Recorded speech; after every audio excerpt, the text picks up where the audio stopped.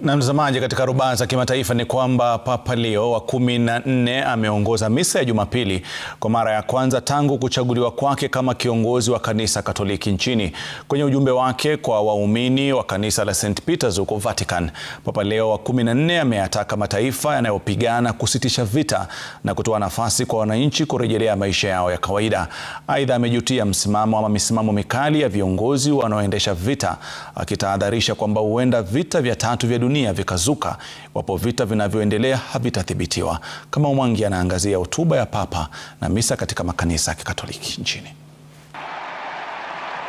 Alitokea kwenye roshani ya kanisa la St. Peter's Basilica jijini Vatican kwa mara ya kwanza tangu kutangazwa kwake Alhamisi baada ya kuongoza misa ya Jumapili na kuwaongoza maelfu ya waumini wa kanisa hilo waliokusanyika nje ya kanisa hilo kwa ombi la Regina Coeli. Deus Pater. Kwenye ujumbe wake, Papa Leo wa 14 alihimiza kukomeshwa kwa vita vinavyoendeshwa katika mataifa mbalimbali duniani, akisema kuwa wanaumia ni raia wa nchi hizo ambao mara nyingi hawaelewi chanzo wala sababu ya vita hivyo. As Pope Francis often said, I would also like to address the powerful people of the world, repeating the always current call, never again war.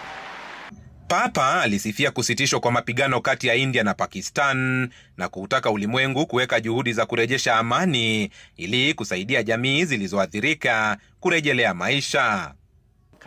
I'm deeply hurt by what is happening in the Gaza Strip. May a ceasefire immediately come into effect. May humanitarian aid be allowed to the civilian population, and may all hostages be freed. Humu nchini, waumini wa kanisa Katoliki walishiriki misa ya kwanza tangu papa mpya kuchaguliwa, wakieleza matumaini kuwa Papa Leo wa 14 atalielekeza kanisa hilo ipasavyo kutoka alikoliacha marehemu Papa Francis.